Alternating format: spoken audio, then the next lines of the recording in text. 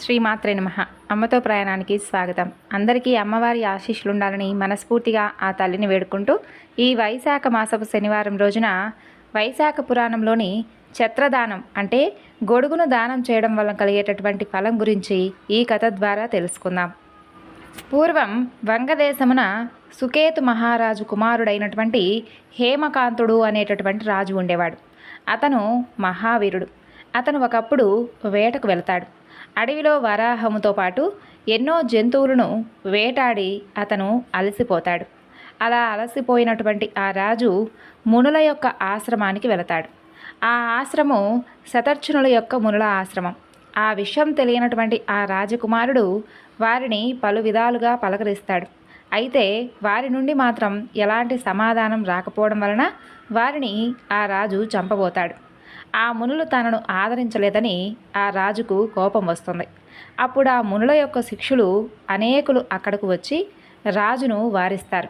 ఓ దుర్బుద్ధి, మా గురువులు తపోదీక్షలో ఉన్నారు. వారికి ప్రస్తుతం బాహ్యస్మృతి లేదు. కాబట్టి వారు నిన్ను చూడలేదు. అలాగే మిమ్మల్ని గౌరవించలేదు. అలాంటి వారిపై కోపం కూడదని చెప్పి వారు చెబుతారు. అప్పుడు హేమకాంతుడు వారిని చూసి, మీ గురువులు తపోదీక్షలో ఉంటే మీరు అలసినటువంటి నాకు ఆతిథ్యం ఎందుకు ఇవ్వలేదు? నాకు ఎంతో అలసటగా ఉంది. అయితే అలసటగా ఉన్నటువంటి నాకు మీరు ఆతిథ్యం ఇవ్వలేదని నాకు విపరీతమైనటువంటి కోపం వచ్చింది అని చెబుతాడు. అప్పుడు వారు, రాజకుమారా, మేము భిక్షాన్నమును తినవారము. మీకు ఆతిథ్యం ఇవ్వడానికి మా గురువుల ఆజ్ఞ లేదు కదా, మరి మేము మీకు ఆతిథ్యం ఎలా ఇవ్వాలి? ఇలాంటి మేము మీకు ఆతిథ్యానికి ఇచ్చేందుకు సరి అయినటువంటి వారం కాదు అని చెబుతారు.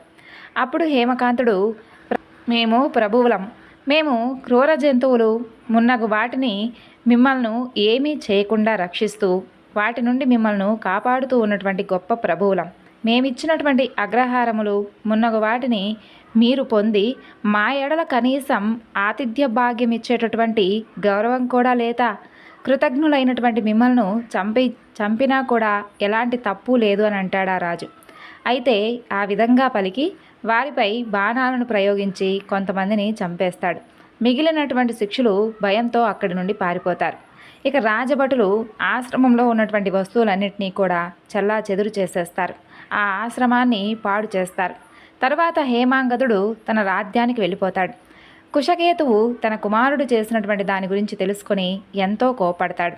నీవు రాజుగా ఉండేటటువంటి అర్హత నీకు లేదు అంటూ అతని దేశం నుండి వెళ్ళగొడతాడు. ఇక హేమకాంతుడు తండ్రి చేత పరిత్యక్తుడై దేశ బహిష్కృతుడై అడవుల్లో నివసిస్తూ కిరాతుడై జీవిస్తూ ఉంటాడు.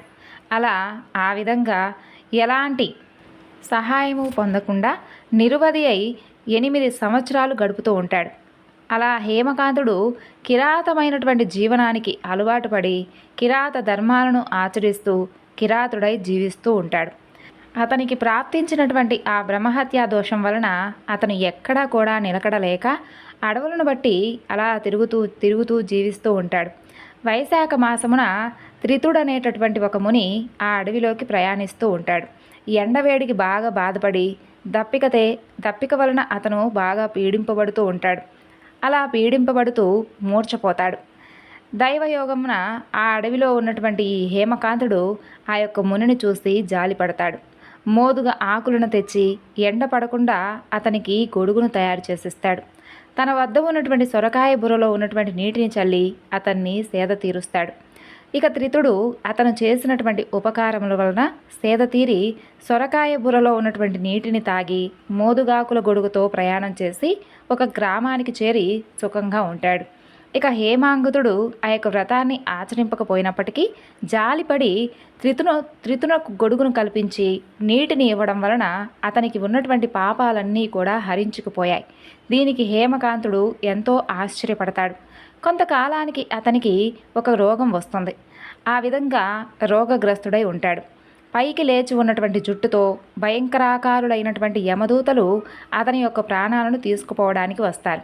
హేమకాంతుడు వారిని చూసి బాగా భయపడతాడు. వైశాఖమున మోదుగాకుల గొడుగును సొరకాయ బుర్ర నీటిని ఇచ్చినటువంటి పుణ్యఫలంన అతనికి శ్రీ మహావిష్ణువు యొక్క స్మృతికి వచ్చి శ్రీ మహావిష్ణువును స్మరిస్తాడు. దయాశాలి అయినటువంటి శ్రీ మహావిష్ణువు వెంటనే తన మంత్రిని పిలిచి, నీవు హేమాంగదుని భయపెడుతున్నటువంటి ఆ యమదూతలను నివారించు. వైశాఖ మాస ధర్మమును పాటించినటువంటి హేమాంగదుణ్ణి వారి నుండి రక్షించు. హేమాంగదుడు వైశాఖ ధర్మాన్ని ఆచరించి నాకు ఇష్టమైనటువంటి వాడయ్యాడు, పాపహీనుడయ్యాడు. ఇందులో ఎలాంటి సందేహము లేదు. ఇంతకు పూర్వం అపరాధములు చేసినప్పటికీ నీ కుమారుడు వైశాఖ ధర్మమును ఆచరించి ఒక మునిని కాపాడాడు. కాబట్టి మోదుగాకుల గొడుగును నీటిని ఇచ్చినవాడయ్యాడు. కాబట్టి ఆ దానం చేసినటువంటి ప్రభావాన అతను శాంతుడు, దాంతుడు, చిరంజీవి, శౌర్యాదిగుణ సంపన్నుడయ్యాడు. నీకు సాటి అయిన వాడయ్యాడు. కాబట్టి అతన్ని రాజుగా చేయమని చెప్పి నా మాటగా చెప్పమని శ్రీ మహావిష్ణువు విశ్వక్సేనుణ్ణి హేమాంగదుని వద్దకి పంపించాడు. ఇక భగవంతుని యొక్క ఆజ్ఞ ప్రకారం విశ్వక్సేనుడు హేమాంగదుని వద్దకు వెళతాడు. యమదూతలకు విష్ణువు మాటలను చెప్పి పంపిస్తాడు. ఇక హేమాంగదుని తండ్రి అయినటువంటి కుశకేతువు వద్దకు వెళ్ళి శ్రీ మహావిష్ణువు చెప్పినటువంటి మాటలను చెప్పి అతనికి హేమాంగదుని అప్పగిస్తారు. కుశకేతువు భక్తితో చేసినటువంటి పూజను, స్తుతులను స్వీకరిస్తాడు. ఇక కుశకేతువు కూడా సంతోషంతో తన పుత్రుని స్వీకరిస్తాడు. తన పుత్రునికి రాధ్యాన్నిచ్చి విశ్వక్సేనుని అనుమతితో భార్యతో పాటు వనములోకెళ్ళి తపాన్ని ఆచరిస్తాడు. ఇక విశ్వక్సేనుడు కుశకేతువును అలాగే హేమాంగద మహారాజును ఆశీర్వదించి విష్ణు సాన్నిధ్యానికి వెళ్ళిపోతాడు. హేమకాంతుడు మహారాజై ప్రతి సంవత్సరము కూడా వైశాఖ మాసమున వైశాఖ వ్రతమును, దానికి చెందినటువంటి దానములను చేసి విష్ణు ప్రీతికి పాత్రుడయ్యాడు. హేమాంగదుడు బ్రహ్మజ్ఞాని అయి ధర్మ మార్గమును అవలంబించి శాంతుడు, దాంతుడు, జితేంద్రియుడు, దయా స్వభావి అయి అన్ని యజ్ఞాలను చేశాడు. సర్వ సంపదలను పొంది పుత్రపౌత్రులతో కూడినటువంటి అతని యొక్క సర్వభోగాలను చక్కగా ఆనందంగా అనుభవించాడు. చిరకాలము రాధ్యాన్ని చక్కగా పరిపాలించి విష్ణు లోకాన్ని పొందాడు. కాబట్టి ఈ వైశాఖ ధర్మములు సాటిలేనివి, సులభ సాధ్యములు, పుణ్యప్రసాదములైనటువంటి వైశాఖ ధర్మములు, పాపాన్ని దహించేసేటటువంటి గొప్ప మార్గములు, ధర్మార్థ కామ మోక్షాలను కలిగించేటటువంటి గొప్ప మాసం వైశాఖ మాసం. కాబట్టి వైశాఖ మాసంలో హేమకాంత మహారాజు చేసినటువంటి ఛత్రదాన మహిమ వలన అతనికి రాధ్యం మరలా తిరిగి సంప్రాప్తించింది. అలాగే అతను చేసినటువంటి బ్రహ్మహత్యా దోషకం కూడా నివారింపబడింది. ఇది ఛత్రదానం వలన కలిగేటటువంటి ఫలితం. అలాగే ఈ వైశాఖ మాసమున శ్రీహరిని పూజించి శ్రీహరి ఈ కథను విన్నవారికి, అలాగే యథాశక్తి దానములను చేసిన వారికి శ్రీహరి లోకాన్ని తప్పక పొందుతారు అంటూ నారదుడు అంబరీషునికి చెప్పినటువంటి కథ ఇది. పూర్వం గోదావరి తీరమున బ్రహ్మేశ్వరం అనేటటువంటి పుణ్యక్షేత్రం ఉంది. అక్కడ దూర్వాస మహాముని శిష్యుడు సత్యనిష్ఠుడు, తపోనిష్ఠుడు అనేవారు అక్కడ ఉండేవారు. వారిద్దరూ కూడా మహాజ్ఞానులు, సర్వసంగ పరిత్యాగులు, ఉపనిషత్తులను బాగుగా చదివినవారు. అయితే వారు కేవలం భిక్షాన్నమును మాత్రమే భుజిస్తారు. ఇక గొప్ప పుణ్యశాలురు. వారిద్దరిలోనూ సత్యనిష్ఠుడు అనేటటువంటి వాడు శ్రీహరి కథల యందు ఆసక్తి కలవాడు. చెప్పువారు లేకున్నా తానే శ్రీహరి కథలను వివరిస్తూ ఉండేవాడు. శ్రీహరి కథలు ఎవరైనా చెప్పినా శ్రద్ధగా ఆలకించేవాడు. అయితే చెప్పేవారు, వినేవారు ఎవ్వరూ లేకుంటే విష్ణు కథలను తనకు తానే తలుచుకుంటూ శ్రీహరికి ప్రీతిని కలిగించేటటువంటి పనులు చేస్తూ ఉండేవాడు. శ్రీహరి కథలను చెప్పువారుంటే వారితో రాత్రింబగళ్ళు తన పనులు అన్నీ కూడా మానుకొని అవే వింటూ ఉండేవాడు. అలా వింటూ ఉండేవారు కనిపిస్తే చాలు తాను రాత్రింబగళ్ళు శ్రీ మహావిష్ణువు కథల గురించి తెలియజేస్తూ ఉండేవాడు. దూరమున ఉన్నటువంటి తీర్థములలో స్నానం చేయడం కన్నా, దూరమున ఉన్నటువంటి క్షేత్రాలను దర్శించడం కన్నా, కర్మానుష్ఠానం కన్నా అతనికి విష్ణు కథల యందు మాత్రమే ఎక్కువ ప్రీతి. ఎవరైనా చెప్తున్నా తాను వింటూ, వినేవారుంటే తాను శ్రీహరి కథలను చెప్పుకుంటూ తన్మయుడై ఉండేవాడు. కాబట్టి విష్ణు కథా శ్రవణము, ధ్యానము, మననము ఆవశ్యకములు. శ్రీహరి కథలు సజ్జనులు లేని చోట గంగా తీరమైనను విడవదగినది. తులసీవనము, శ్రీహరి ఆలయము, అలాగే విష్ణుకథ లేని చోట మరణించినవాడు తామసమునటువంటి నరకాన్ని పొందుతాడు. శ్రీహరి ఆలయం కానీ, కృష్ణ మృగం కానీ, విష్ణుకథ కానీ, సజ్జనులు కానీ లేని చోట మరణించువారు పెక్కు జన్మలయందు కుక్కగా జన్మిస్తారు. ఈ సత్యనిష్ఠుడు ఈ విధంగా ఆలోచించి విష్ణు కథా శ్రవణం, ప్రసంగం, మననం, స్మృతి ఇలా మున్నగున్న వాటితో చక్కగా కాలం గడుపుతూ ఉండేవాడు. ఇంకొకడు తపోనిష్ఠుడు. అతనికి కూడా పూజ జపాది కర్మలంటే ఇష్టం. అతను ఎప్పుడూ వీటిని మానకుండా పట్టుదలతో చేస్తూ ఉండేవాడు. శ్రీహరి కథలను వినడు, అలాగే చెప్పడు. ఎవరైనా చెబుతుంటే తీర్థస్నానానికి వెళ్ళాలి అంటూ వెళ్ళిపోతాడు. తీర్థస్నాన సమయమున శ్రీహరి కథా ప్రసంగం వచ్చిందంటే తను పూజాది కర్మలు చెయ్యాలి అనుకుంటూ దూరంగా అక్కడి నుండి వెళ్ళిపోయేవాడు.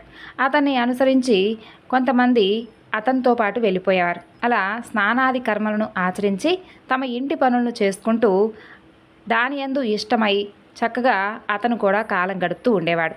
ఇలా ఎంతకాలం గడిచిపోయినప్పటికీ తపోనిష్ఠుడు కర్మానుష్ఠానం తప్ప శ్రీహరి కథాశ్రవణం, చింతనం, స్మృతి మున్నగు వాటిని ఎరగలేదు. కాబట్టి అలాంటి అహంకారి కొంతకాలానికి మరణిస్తాడు. శ్రీహరి గురించి కానీ శ్రీహరి యొక్క కథాశ్రవణం గురించి కానీ ఎప్పుడూ కూడా వినలేదు. కాబట్టి అతను పిశాచమై చిన్న కర్ణుడనేటటువంటి పేరును పొందాడు. జమ్మి చెట్టు మీద నివసిస్తూ ఉండేవాడు. బలవంతుడైనప్పటికీ కూడా నిరాధారుడు, నిరాశ్రయుడు, ఎండినటువంటి పెదవులతో అలాంటి నోరు కలవాడై ఉండేవాడు. అలా బాధపడుతూ కొన్ని వేల సంవత్సరాల కాలం గడుపుతూ ఉంటాడు. అతనికి సమీపమున వచ్చేవారు ఎవ్వరూ కూడా అతన్ని పట్టించుకునేవారు కాదు. అయితే అతను చాలా బాధపడుతూ ఉండేవాడు. ఆకలి దప్పికలు కలిగి అవి తీరేటటువంటి ఉపాయం దొరక్క ఇంకా ఎక్కువ బాధపడుతూ ఉండేవాడు. అతని శరీరానికి జలబిందువు అగ్నిగాను, జలము ప్రళయాగ్నిగాను, ఫలపుష్పాదులు విషంగాను అనిపించేవి. ఈ విధంగా కర్మపరాయణుడైనటువంటి ఆ తపోనిష్ఠుడు పలు విధాలుగా బాధపడుతూ ఉండేవాడు. నిర్జనమైనటువంటి ఆ అడవిలో అతను ఎంతో బాధపడుతూ ఉండగా ఒకనాడు ఈ సత్యనిష్ఠుడు పనిపై అటుగా పొరుగురికి వెళుతూ ఆ ప్రాంతానికి చేరుకుంటాడు. అతను పెక్కు బాధలను అనుభవిస్తూ ఉన్నటువంటి ఈ చిన్న కర్ణుణ్ణి చూస్తాడు. దుఃఖిస్తూ శరణాగతుడైనటువంటి అతనికి భయపడకండంటూ ధైర్యం చెప్పి అందుకు బాధకు గురించి, కారణం గురించి అడుగుతాడు. అతడు, నేను కర్మనిష్ఠుడనేవాడను, దూర్వాస మహాముని యొక్క శిక్షుడను, కర్మపరతంత్రుడైనటువంటి శ్రీహరి కథాశ్రవణాదులను ఎప్పుడూ కూడా విన్నవాడయ్యాను. మూఢుడనై కర్మలనే ఆచరించుట వలన ఇలాంటి వాడినయ్యాను. నా అదృష్టం వలన మీ దర్శనం నాకు కలిగింది. మీరే నన్ను రక్షించాలి అంటూ పలు విధాలుగా అతన్ని ప్రార్థిస్తాడు. అతని పాదాలపై పడి దుఃఖిస్తాడు. ఇక సత్యనిష్ఠుడు అతనిపై జాలి పడతాడు. తాను 2 గడియల కాలం వైశాఖ పురాణ శ్రవణం చేసినటువంటి ఫలాన్ని అతనికి సోదకంగా సమర్పిస్తాడు. అతనికి దారపోస్తాడు. ఆ మహిమ వలన కర్మనిష్ఠుని యొక్క పాపాలన్నీ కూడా తొలగిపోతాయి. అతనికి ఉన్నటువంటి పిశాచ రూపమంతా పోయి అతని శరీరం దివ్య దేహంగా మారిపోతుంది. ఇక కర్మనిష్ఠుడు సత్యనిష్ఠుడికి నమస్కరించి కృతజ్ఞతను తెలిపి శ్రీహరి పంపించగా వచ్చి దివ్య విమానం ఎక్కి శ్రీహరి యొక్క సాన్నిధ్యానికి వెళతాడు. సత్యనిష్ఠుడు కూడా వైశాఖ మాస మహత్య మహిమకు విస్మయపడుచు తన యొక్క గమ్యానికి పొరుగురికి వెళ్ళిపోతాడు. కాబట్టి శ్రీహరి కథల యొక్క ప్రసంగం, శ్రవణం ప్రశస్తం ఎవరైనా సరే తప్పకుండా చెయ్యాలి. శ్రీహరి కథా ప్రసంగం గంగా ప్రవాహం కంటే కూడా సర్వక్షేత్రముల కంటే ఎంతో ప్రాశస్తం కలది. శ్రీహరి కథా ప్రసంగం వలన గంగా ప్రవాహం కంటే కూడా పవిత్రమైనదని చెప్పుకున్నాం కదా. గంగా తీరవాసులకు ఇహలోక భోగములు అలాగే ముక్తి కలుగునో లేదో కానీ శ్రీహరి కథ గురించి మాత్రం వింటే గంగా తీరవాసులకు ఇహము పరము నిశ్చితములు సుమా అంటూ నారద మహర్షి అంబరీషునికి తెలియజేసినటువంటి వైశాఖ పురాణంలోని కథ ఇది. కాబట్టి శ్రీహరి యొక్క కథల గురించి విన్నవారికి సకల శుభాలు కలుగుతాయని ఈ యొక్క కథ యొక్క అర్థం. అదంతా వింటున్నటువంటి అంబరీషుడు నారద మహర్షి శ్రీహరికి ఎంతో ఇష్టమైనటువంటి ఈ యొక్క వైశాఖ మాస వ్రతం గురించి, దాని యొక్క మహిమ గురించి ఇంకా వినాలనిపిస్తుంది. కాబట్టి మరొక కథ గురించి తెలియజేయండి అంటూ కోరుకుంటాడు. అప్పుడు నారద మహర్షి ఈ విధంగా తెలియజేస్తాడు. పూర్వం పాంచాల దేశమున పురయేషుడు అనేటటువంటి రాజు ఉన్నాడు. అతను గొప్ప పుణ్యశీలుడైనటువంటి మహారాజు. అతను తండ్రి మరణించిన తరువాత అతను రాజు అయ్యాడు. అతను ధార్మికుడు, మహావీరుడు. తన యొక్క శక్తియుక్తుల వలన విశాలమైనటువంటి భూమిని చక్కగా పరిపాలిస్తూ ఉండేవాడు. అయితే పూర్వజన్మ దోషం ఉండడం వలన కొంతకాలానికి అతను సంపద కోల్పోయాడు. అతని యొక్క అశ్వములు, గజములు ఇలా మున్నగు బలమంతా కూడా నశించిపోయింది. అతని రాజ్యమున బాగా కరువు ఏర్పడింది. ఈ విధంగా అతని రాజ్యము ధనము అంతా బలహీనమైన తరువాత గజము మింగినటువంటి వెలగపండు వలె అతను విహీనమయ్యాడు. అతని యొక్క బలహీనతను ఎరిగినటువంటి శత్రువులందరూ కలిసి అతనిపై దండెత్తడానికి వచ్చారు. యుద్ధంలో ఓడినటువంటి ఆ రాజు భార్య అయినటువంటి సికినితో కలిసి పర్వత గుహలో దాక్కొని 83 సంవత్సరాలు కాలం గడిపాడు. అలా ఆ రాజు తనలో ఇలా విచారించుకుంటూ ఉంటాడు. నేను ఉత్తమమైనటువంటి వంశాన జన్మించాను, అన్నీ మంచి పనులనే చేశాను, అలాగే పెద్దలందరినీ కూడా చక్కగా గౌరవించాను, జ్ఞానవంతుడను, అలాగే దైవభక్తి ఇంద్రియ యజము కలవాడను, నా వారిని నేనెప్పుడూ కూడా చక్కగా పరిపాలించానే కానీ ఎవరిని బాధ పెట్టింది లేదు. సద్గుణవంతులు మా వారందరూ కూడా. నేనేం పాపం చేశానని నాకు ఇలాంటి కష్టాలు కలిగాయి, నేను ఈ విధంగా అడవిలో ఇంకెన్ని సంవత్సరాలు ఉండాలో అనుకుంటూ విచారిస్తూ తన గురువులైనటువంటి యాజుడు, ఉపయాజకుడు అనేటటువంటి గురువులను తలుచుకుంటాడు. సర్వజ్ఞులైనటువంటి వారిద్దరూ కూడా రాజు స్మరించగానే అతని వద్దకు వస్తారు. రాజు వారిద్దరికీ నమస్కరించి యథాశక్తిగా వారికి ఉపచారాలు చేస్తాడు. వారిని సుఖాసీనుల మీద గావించి దీనుడై వారి యొక్క పాదాల మీద పడి, నాకు ఈ విధమైనటువంటి స్థితి ఏ విధంగా వచ్చింది, దీనికి తగినటువంటి తరుణోపాయం గురించి చెప్పండి అంటూ వారిని ప్రార్థిస్తాడు. వారు ఆ రాజును లేవదీసి కూర్చుండబెట్టి రాజు చెప్పినటువంటి మాటలను అన్నీ వింటారు. అతని యొక్క మనోవిచారం గురించి గ్రహిస్తారు. క్షణకాలం పాటు ధ్యానమగ్నులై, రాజా, నీ దుఃఖానికి కారణం విను. నీవు గత 10 జన్మల్లో క్రౌర్యం కలిగినటువంటి కిరాతుడవు. నీ యందు ధర్మ ప్రవృత్తి కొంచెమైనా ఉండేది కాదు. సద్గుణము లేనివాడివై ఉండేవాడివి. శ్రీహరికి ఎప్పుడూ కూడా నీవు నమస్కరించింది లేదు, శ్రీహరిని కీర్తించింది లేదు, శ్రీహరి కథలను కూడా వినింది లేదు. గత జన్మమున నీవు పర్వతమున కిరాతుడువై జన్మించావు. అందరినీ బాధిస్తూ బాటసారులను దోచుకుంటూ నింద్యమైనటువంటి జీవితాన్ని గడుపుతూ ఉండేవాడి. నీవు గౌడ దేశమునున్న వారికి భయంకరుడివై ఉండేవాడివి. ఇలా 5 సంవత్సరాలు గడిచాయి. బాలులను, మృగాలను, పక్షులను, బాటసారులను అన్నింటినీ వధించేవాడివి. అయితే నీకు అందుకే ఈ జన్మయందు కనీసం సంతానం కూడా లేదు. నీ యొక్క పూర్వకర్మయే అందుకు కారణం. నీ భార్య తప్ప నీకెవ్వరూ కూడా ఆప్తులు లేరు. అందరినీ పీడించడం వలన, దానం అనేది లేకపోవడం వలన నీవు ఇప్పుడు దరిద్రుడుగా మిగిలిపోయావు. అప్పుడు అందరినీ భయపెట్టడం వలన నీకిప్పుడు ఇలాంటి భయం ఏర్పడింది. ఇతరులను నిర్దాక్షిణ్యంగా పీడించడం వలన ఇప్పుడు నీ రాజ్యం కూడా శత్రువుల పాలైపోయింది. ఇన్ని పాపాలు చేసినటువంటి నీకు అసలు రాజకులమున పుట్టుటకు కారణం ఏమిటా అనేటటువంటి అనుమానం నీకు కలగవచ్చు. నీవు గౌడ దేశమున అడవిలో కిరాతుడివై ఉన్నప్పుడు ధనవంతులైనటువంటి 2 వైశ్యులు, కర్షణుడు అనేటటువంటి ముని నువ్వున్నటువంటి అడవిలో ప్రయాణిస్తూ ఉన్నారు.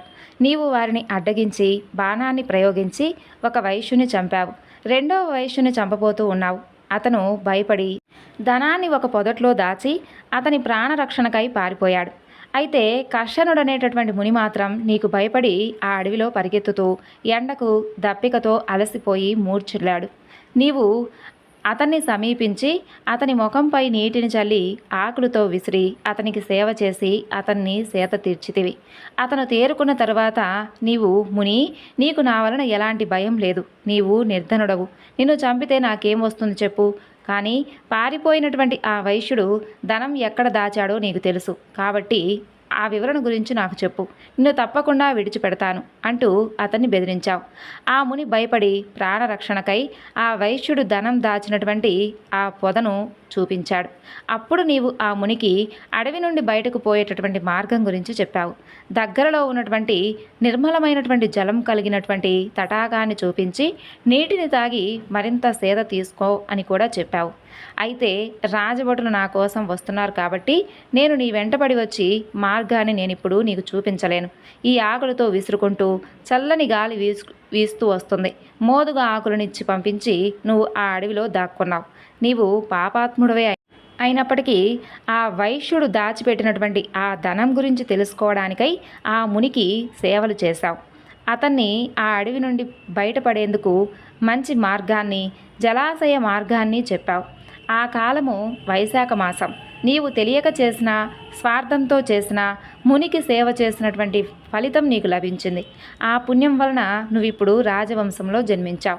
నీవు నీ రాజ్యమును, పూర్వపు సంపదలను, వైభవాలను కావాలను అనుకుంటే వైశాఖ వ్రతాన్ని చెయ్యి. ఇది వైశాఖ మాసం. నీవు వైశాఖ శుద్ధ తదియయందు ఒకసారి ఈనినటువంటి ఆవును దూడతో పాటు దానమిస్తే నీ కష్టాలన్నీ తీరిపోతాయి. గొడుగునిస్తే నీకు రాజ్యం చేకూరుతుంది. ప్రాతకాల స్నానం చేసి అన్ని ప్రాణులకు అందరికీ సుఖంగా ఉండే విధంగా కలిగించు. నీవు భక్తి శ్రద్ధలతో వైశాఖ వ్రతాన్ని ఆచరించి శ్రీహరిని అర్చించి శ్రీహరి కథలను విని యథాశక్తి దానాలను చెయ్యి. లోకాలన్నీ కూడా నీకు వశాలవుతాయి. నీకు శ్రీహరే సాక్షాత్కరిస్తాడు అంటూ వారిద్దరూ కూడా రాజుకు వైశాఖ వ్రతం విధానం గురించి చెప్పి వారి నివాసాలకు వెళ్ళిపోతారు. అయితే రాజపురోహితులందరూ కూడా చెప్పినట్లుగా ఆ యొక్క వైశాఖ వ్రతాన్ని భక్తి శ్రద్ధలతో ఆచరించాడు ఆ రాజు. యథాశక్తిగా దానాలిచ్చాడు. వైశాఖ వ్రత ప్రభావమున ఆ రాజు బంధువులందరూ కూడా మరలా అతని వద్దకు వస్తారు. వారందరితో కలిసి ఆ రాజు తన యొక్క పట్టణమైనటువంటి పాంచాలపురానికి వెళతాడు. శ్రీహరి దయ వలన అతని శత్రువులు పరాజితులై నగరాన్ని విడిచిపెట్టి వెళ్ళిపోతారు.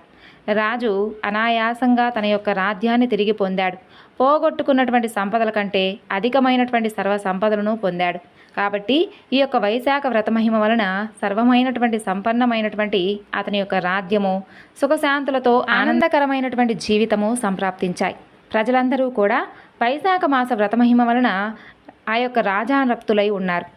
ఇక ఆ రాజు రాజ్య వైభవాన్ని, సంతానాన్ని పొందాడు.